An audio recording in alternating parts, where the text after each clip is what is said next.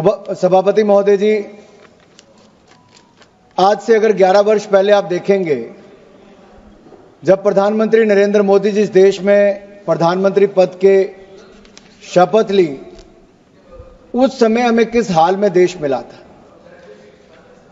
हालत कोई बहुत अच्छी नहीं थी, अनिश्चितता का दौर था और वहां से फ्रेजाइल 5 इकोनॉमीज में भारत को गिना जाता था।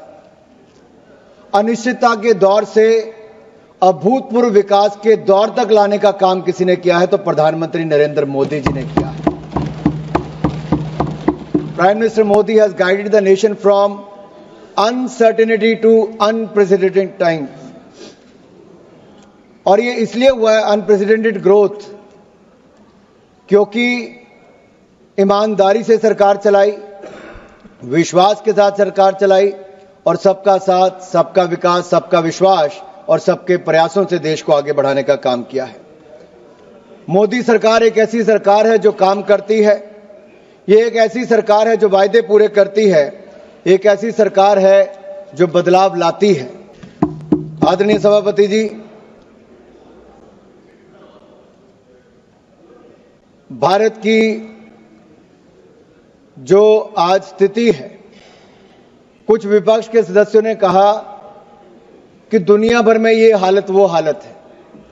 मैं इतना ही कहूंगा अपने विपक्ष के सदस्यों को, आज पूरी दुनिया एक उम्मीद के साथ भारत की ओर देख रही है और दुनिया की बड़ी अर्थव्यवस्थाओं में सबसे तेजी से बढ़ने वाली अर्थव्यवस्था आज भी भारत है और अगले 1 दशक तक भारत ही रहने वाला है।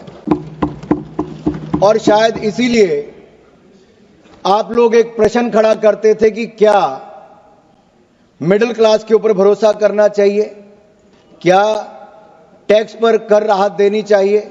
मैं इतना ही कहूंगा, ईमानदार करदाताओं के ऊपर एक बार नहीं बार बार नरेंद्र मोदी जी की सरकार ने विश्वास किया है और इस बार तो 12 लाख पर 0 टैक्स किया है, कोई टैक्स नहीं देना पड़ता, ये भी नरेंद्र मोदी जी की सरकार ने किया। और जो सरकारी कर्मचारी हैं उनको तो 12,75,000 तक कोई टैक्स नहीं है।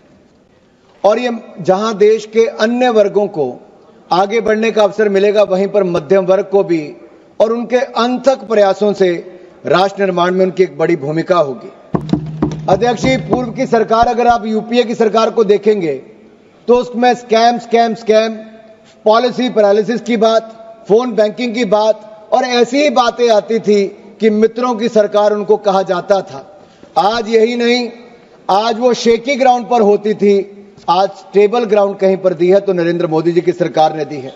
हमने जहां एक और बैंकिंग व्यवस्था को सुधारा है, लेकिन मुझे चिंता इस बात की है कि हमारे जो विपक्ष के एक नेता हैं, हमारे पीएससी कमेटी में आप भी हैं, आज जब निशिकांत दुबे जी कह रहे थे तो उन्होंने कहा रेवेन्यू फोरगॉन की बात निशिकांत दुबे जी कर रहे थे, लेकिन पीएससी कमेटी के चेयरमैन अगर रेवेन्यू फोरगॉन और राइट ऑफ में अंतर नहीं समझते हैं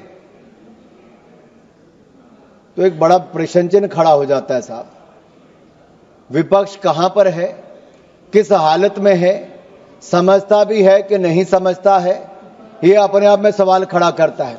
रेवेन्यू फोरगॉन क्या है साहब? जो एक टैक्स सरकार को आना है, जो पोटेंशियल टैक्स रेवेन्यू आना है, वो सरकार की किसी नीति जहां पे आप टैक्स एग्जम्पशन देते हो, डिडक्शन देते हो, इंसेंटिव देते हो, जिसके कारण आपका चला जाता हो टैक्स, वो रेवेन्यू फोरगॉन है। लेकिन जहां पर आप राइट ऑफ की बात करते हैं तो बैंक जहां पे अपनी राइट ऑफ बड़ा विस्तार में, निर्मला जी स्टेटमेंट है वो मैं बताता हूं कि उन्होंने साफ तौर पे कहा है कि राइट ऑफ करने का मतलब ये नहीं कि पैसा छोड़ दिया है। बैंक उनको लेने के लिए चाहे कहीं पर भी जाए, चाहे उनको कोर्ट जाना पड़े, डेट रिकवरी ट्रिब्यूनल में जाना पड़े, enforcement of security interest act के अंतर्गत फाइल करना पड़े, ऐसा सारी तरह उसमें प्रावधान है, उसमें करना है। लेकिन ये इस तरह का जो देखने को मिला, इसमें अपने आप में विपक्ष पर प्रश्न चिन्ह खड़े होते हैं। सर, यहां पर एक बात कही गई, कब्र से खोदने की बातें की गई, कहा कि कब्रें क्यों खोदते हो, गड़े मुर्दे क्यों उखाड़ते हो। मैं भी ये कहना चाहता हूं, दुनिया कहां की कहां पहुंच गई। ये लोग अभी भी 17वीं शताब्दी में मुगलियाई सोच के साथ ही चल रहे हैं। इनके आइडियल तो राणा सांगा, शिवाजी महाराज, महाराणा प्रताप होने चाहिए थे, लेकिन बाबा और औरंगजेब को याद करने में ये लोग लगे हैं। मैं तो इसमें एक बात कहूंगा, जो दरिंदा खा गया अपना पूरा परिवार, फक्र से आज शरियाए दीवानों को मोहब्बत है उसकी कब्र से। और जिसने जाजिया टैक्स लगाने का काम किया था, आज उसको ये लोग याद करते हैं। जिसने धर्म के नाम पर हिंदुओं पर टैक्स लगाने का काम किया था, आज उसकी कब्र को याद करने का काम ये करते हैं। आप फाइनेंस बिल पे और यही नहीं, इसके अलावा याद करिए इंदिरा गांधी जी का समय 93.5% 93.5% टैक्स लगाने का काम, आप फाइनेंस पे 93.5% टैक्स लगाने का काम इंदिरा गांधी जी ने किया था। आज नरेंद्र मोदी जी की सरकार है जिसने 12 लाख तक जीरो टैक्स किया है, कोई टैक्स नहीं लगाया, टैक्स माफ करने का काम किया। और जहां तक जीएसटी अपीलेट ट्रिब्यूनल की बात है, जीएसटी अपीलेट ट्रिब्यूनल भी हमने बना दिया है, संजय मिश्रा जी उसके चेयरमैन है। यही नहीं सर, मैं एक बात आपसे और कहना चाहता हूं, अगर आप राणा सांगा की बात कही गई, ये विपक्ष के नेताओं से मैं कहना चाहता हूं, हमारे पूर्वज, हमारे नायक भारत के गौरव हैं, ये इनको अपमानित करने का बार बार प्रयास करते हैं, उनकी छवि को धूमिल करने की इनकी आदत बन गई है। सर मैं पूछना चाहता हूं, वोट बैंक के लिए स्वाभिमान को कितनी छोड़ दोगे, कितना नीचे गिर जाओगे? मैं कहूंगा, वीर कभी मरते नहीं, वो सदा जिंदा रहते हैं, कभी दिलों में, कभी इतिहास में अमर रहते हैं। साहस इतना था शूरवीर राणा सांगा में, भर देश के दुश्मन कांपते थे थर थर। मेवाड़ शिरोमणि को तुम नीचा क्या दिखाओगे? मुगलिया सोच की औलादो, जिनके 80 घाव थे तन पर, व्यथा नहीं थी मन में। आज अगर राणा सांगा जिंदा होते तो तुम जैसे दूर कोने में बैठकर टोपियां सिल रहे होते। सर यही नहीं, अगर मैं बात करूं, आज मुस्लिम आरक्षण की बात करते हैं, बाबा साहब अंबेडकर के संविधान की कॉपी को लेकर जाते हैं। अरे संविधान को पहले तार-तार करने का काम आपने इमरजेंसी के समय किया था, आज मुसलमान को आरक्षण देने की बात करते हो। तुष्टीकरण की राजनीति के लिए मुसलमानों के ठेकेदार बनने का काम करते हो। सबके हक की बजाय मुस्लिम परस्ती में मशगूल कांग्रेस, क्या आप मुस्लिम लीग बनाने की बात करते हो? अरे गांधी जी, महात्मा गांधी जी और सरदार पटेल जी के देश में आप जिन्ना का मुल्क बनाने की सोच मत रखो। हम जिन्ना का मुल्क कभी नहीं बनने देंगे, कभी नहीं बनने देंगे। माननीय अध्यक्ष जी, माननीय सभापति जी, ये बात करते थे जॉब क्रिएशन की। आप फाइनेंस बिल्कुल। माननीय सभापति जी, ये जॉब क्रिएशन की बात करते थे।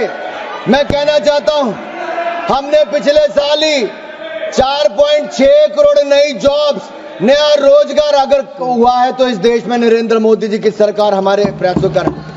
स्टार्टअप्स भी 1,60,000 तक हो गए। यही नहीं, कोविड के बाद भी उससे लड़ने, उससे निकालकर हमने मॉनिटोरियम पीरियड भी दिया।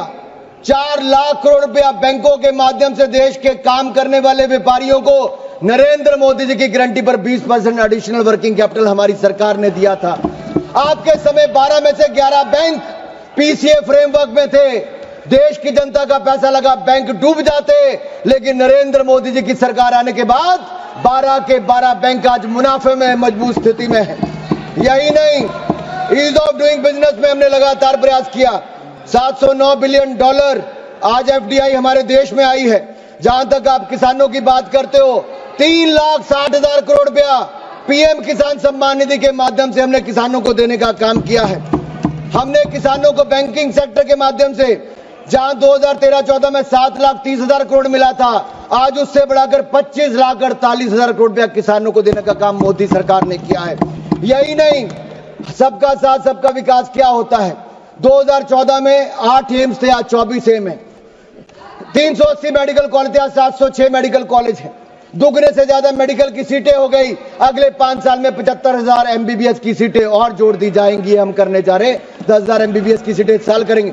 यही नहीं, 708 यूनिवर्सिटी थी, आज 1150 यूनिवर्सिटीज हो गई।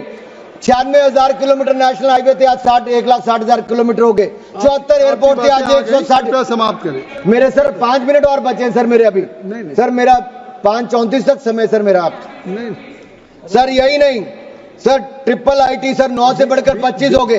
और सर हमने इसमें भी प्रावधान किया है कि अब आईआईटी में 5 आईटी में 6500 सीटों को और बढ़ाने का काम हम इसी साल इसी बजट में करने का प्रावधान कर रहे हैं सर। यही नहीं सर, हमने जो जन औषधि केंद्र है, आपके समय मात्र 80 जन औषधि केंद्र थे, आज 15,000 जन औषधि केंद्र हो गए। और पीएम जन आरोग्य योजना के माध्यम से भी आज करोड़ों रुपए बचाने का काम आम जनमानस का हुआ है। सस्ती दवाई देने का काम भी, मुफ्त इलाज करवाने का काम भी आज आयुष्मान भारत के अंदर हुआ तो नरेंद्र मोदी की सरकार के कारण हुआ है।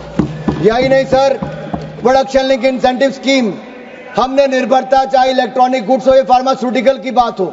सर आप इसमें देखिए, आज से 7 साल पहले देश में मोबाइल फोन बाहर से आता था, लेकिन पीएलआई स्कीम आने के बाद आज 1500 करोड़ रुपए का एक्सपोर्ट नहीं, 1.5 लाख करोड़ रुपया निर्यात हमने मोबाइल फोन का किया है। और अब तो सेमीकंडक्टर चिप्स यहां पे बननी शुरू हो जाएंगी। दुनिया का कोई देश ऐसा नहीं होगा जहां पर आने वाले समय में सेमीकंडक्टर और चिप्स भारत की नहीं होगी, मेक इन इंडिया का बना हुआ जाएगा। यही नहीं सर, असम में भी दिलीप भाई ने यहाँ पे बैठे हैं, साइकिया जी, इन्होंने कहा यही नहीं सर, भ्रष्टाचार और निकम्मेपन के कारण आपकी सरकारों के समय अर्थव्यवस्था जरा नीचे जा रही थी, लेकिन आज हम पारदर्शिता भी लाए, जवाबदेही भी लेकर आए हैं। विकास पारदर्शिता के कारण हम दिखवा लेंगे समावेशी विकास की ओर हम देश को आगे लेके जा रहे हैं। सर यही नहीं, मैं आपसे 2-3 बातें और कहना चाहता हूं। अब समाप्त करें। आज हम प्रधानमंत्री नरेंद्र मोदी जी के नेतृत्व में कह सकते हैं, भारत भविष्य का इंतजार नहीं करेगा, बल्कि भविष्य भारत का इंतजार कर रहा होगा। सर मैं ये कहूंगा, आज हम सब लोग सत्ता पक्ष के हों विपक्ष के हों, इस वित्त विधेयक को पूरे विश्वास, पूरी प्रतिबद्धता और पूरे विश्वास के साथ, धन्यवाद, विकसित भारत, सुरक्षित भारत, समृद्ध भारत, संपन्न भारत बनाने की ओर आगे लेकर जाएं।